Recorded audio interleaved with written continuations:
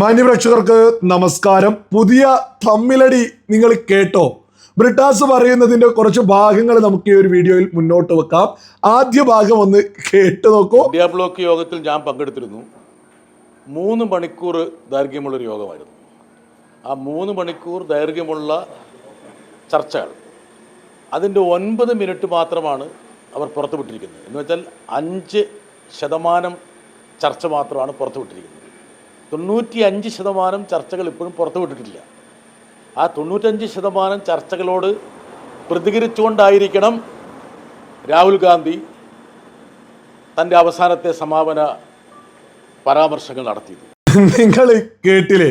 95% ചർച്ച പുറത്തുവിട്ടിട്ടില്ല. അല്ല, ഈ ചർച്ച പുറത്തുവിടേണ്ടത് ഏതെങ്കിലും BJP-ക്കാരാണോ അല്ലെങ്കിൽ ഏതെങ്കിലും മാധ്യമ പ്രവർത്തകരാണോ? ഇങ്ങനെ മാധ്യമങ്ങളുടെ മുന്നിൽ വന്ന് നിലവിളിക്കാൻ ബ്രിട്ടാസിന് നാണമില്ലേ? ഇവന്മാരുടെ ഈ തമ്മിലടി നിങ്ങളൊന്ന് ചിന്തിച്ചോക്കോ.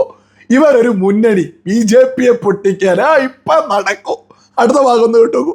യഥാർത്ഥത്തിൽ രാഹുൽ ഗാന്ധിയെ ആരോ കബളിപ്പിച്ച പോലെയാണ് അദ്ദേഹത്തിൻ്റെ ഈ പരാമർശങ്ങൾ.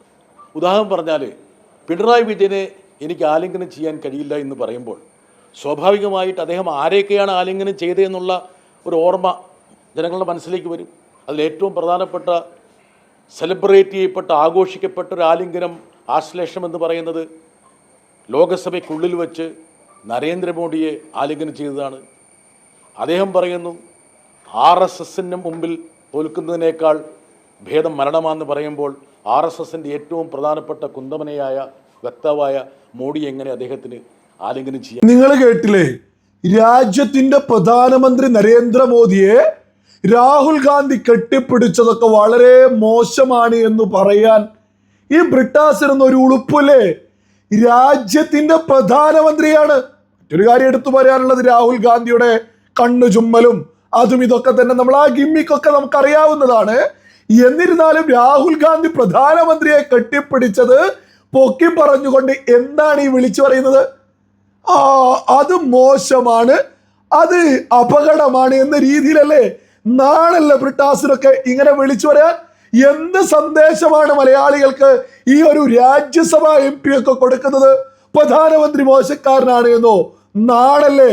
ഈ ബ്രിട്ടാസിന്റെ ഒക്കെ സ്വന്തം നേതാവിന്റെ അവസ്ഥ എന്താ?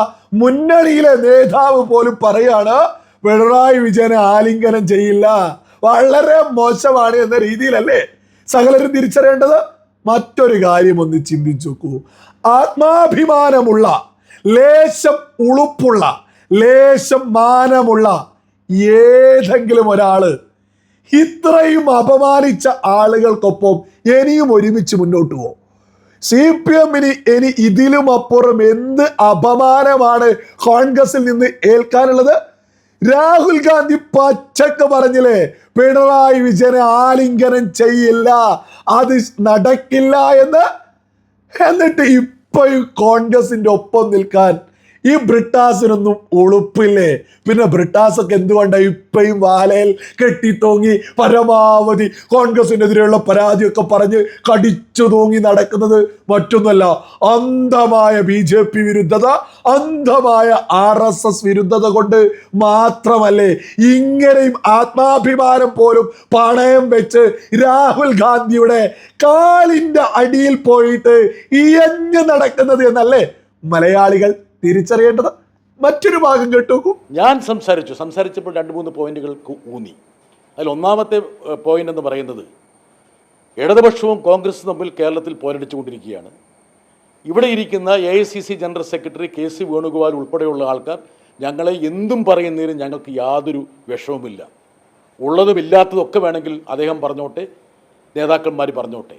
പക്ഷേ ഇന്ത്യ ബ്ലോക്കിൻ്റെ മുഖങ്ങളായി ഞങ്ങൾ കൂടി അംഗീകരിക്കുന്ന മല്ലികാർജ്ജുൻ ഖാർഗെയും അതുപോലെ തന്നെ രാഹുൽ ഗാന്ധിയും അവർ പ്രതിപക്ഷ നേതാക്കൾ കൂടിയാണ്. ഇരുസഭകളിലും അവർ പ്രതിപക്ഷ നേതാക്കളായി ഇരിക്കുന്നത് ഞങ്ങളുടെ കൂടി പിൻബലം കൊണ്ടാണ്. ഇടതുപക്ഷത്തിൻ്റെ 15 MP-മാരുണ്ട്, ഞങ്ങളുടെ പിൻബലമുണ്ട്. അപ്പോൾ അവർ കേരളത്തിൽ വന്നിട്ട് നട്ടാക്കുരുക്കാത്ത നുണ പറയുമ്പോൾ, അസംബന്ധം പറയുമ്പോൾ, അത് സ്വാഭാവികമായിട്ടും ഇന്ത്യ ബ്ലോക്കിൻ്റെ ഐക്യത്തെയും ഒരുമയും പ്രതികൂലമായി ബാധിക്കും. നിങ്ങൾ കേട്ടില്ലേ? ഇയാൾക്കൊന്നും ഒരു നാണമില്ലേ? മലയാളികളെ ഇങ്ങനെ വഞ്ചിക്കാൻ ഇത് തന്നെയല്ലേ BJPയുടെ MLA BB ഗോപകുമാർ കൃത്യമായിട്ട് എടുത്തു പറഞ്ഞത് കേരളത്തിലെ LDFും UDFും ഒറ്റക്കെട്ടാണ്, അവർ ഒരു മുന്നണിയാണ്, ഞങ്ങളാണ് ഇവിടുത്തെ യഥാർത്ഥ പ്രതിപക്ഷം എന്ന് BB ഗോപകുമാർ BJPയുടെ MLA പറഞ്ഞത് വെറുതെ അല്ല എന്നുള്ളത് ബ്രിട്ടാസ് ഈ പറഞ്ഞതിലൂടെ തന്നെ വളരെ വ്യക്തല്ലേ. ബ്രിട്ടാസ് എന്താ പറയുന്നത്? എന്നെ കോൺഗ്രസിന്റെ ഇവിടെയുള്ള നേതാക്കന്മാര് ഞങ്ങൾ ഇവിടെ എന്ത് വേണമെങ്കിലും പറഞ്ഞോട്ടെ, ഞങ്ങൾ ഇവിടെ കീരിയും പാമ്പുമാണ്, പക്ഷേ ഞങ്ങള് കോൺഗ്രസിന്റെ നേതാവ് രാഹുൽ ഗാന്ധി, ഞങ്ങളെ ഈ മല്ലികാർജുൻ ഖാർഗെ കോൺഗ്രസിന്റെ ദേശീയ പ്രസിഡന്റ്, കോൺഗ്രസിന്റെ പ്രധാനപ്പെട്ട രാജ്യത്തെ 2 നേതാക്കന്മാരൊന്നും പറയരുത്. ഞങ്ങളെ വേണമെങ്കിൽ ഞങ്ങൾ കൊള്ള നടത്തുന്നതും തട്ടിപ്പ് നടത്തുന്നതും ഒക്കെ തന്നെ കേരളത്തിലെ കോൺഗ്രസ്സുകാർ പറഞ്ഞോട്ടെ, പ്രശ്നമില്ലാതെ. ആരെയാണ് ഈ വഞ്ചിക്കുന്നത്? ഇതല്ലേ പച്ചക്ക് മലയാളികളെ പൊട്ടന്മാരാക്കുക എന്ന് പറയുന്നത്? പ്രബുദ്ധരാണ് മലയാളികൾ എന്ന് LDF UDF നിരന്തരം പറയും. എന്തിനാണെന്നോ, നിങ്ങൾ പ്രബുദ്ധരാണ് എന്നിങ്ങനെ പറഞ്ഞിട്ട് അവരെ അങ്ങ് പച്ചക്ക് വഞ്ചിക്കല്ലേ, മലയാളികളെ പച്ചക്ക് വഞ്ചിക്കല്ലേ. ഈ കോൺഗ്രസും ഈ പറയുന്ന UDF LDF ഒക്കെ തന്നെ ഇവർ ഒരു ടീമാ. അത് ബ്രിട്ടാസൊക്കെ പച്ചക്ക് പറയാ, ഞങ്ങൾ അടികൂടും. പിന്നെ എന്തിനാണ് UDFനും LDFനും മാറി വോട്ട് ചെയ്യുന്നത്? UDFും LDFും ഒരു ടീം, മറുഭാഗത്ത് BJP. ഇവരോട് താല്പര്യമില്ലെങ്കിൽ നേരിട്ട് BJPക്ക് വോട്ട് ചെയ്യുക എന്നുള്ളത് ഇവിടെ കൃത്യമായിട്ട് കേരളത്തിൽ ഇനി വരാൻ പോകുന്ന ഒരു തർക്കം അതിലാർക്കും തന്നെ വേണ്ട. മറ്റൊരു ഭാഗം കൂടി ഒന്നിട്ടു.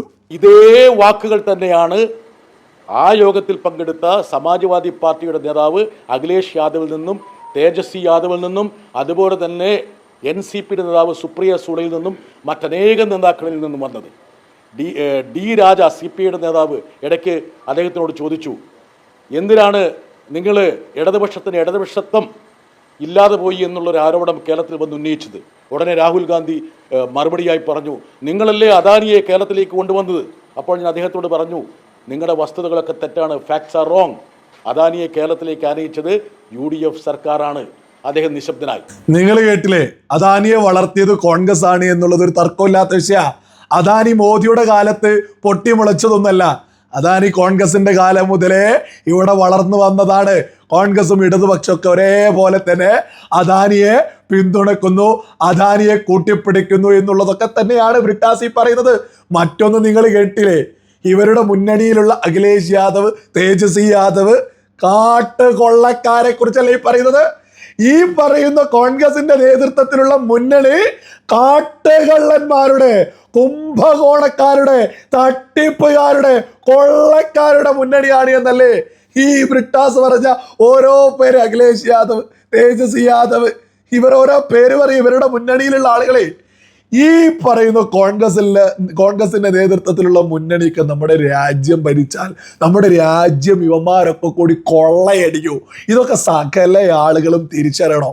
ഒരിക്കലും കോൺഗ്രസിന്റെ നേതൃത്വത്തിലുള്ള ഒരു മുന്നണി നമ്മുടെ രാജ്യത്ത് അധികാരത്തിൽ എത്താതിരിക്കട്ടെ.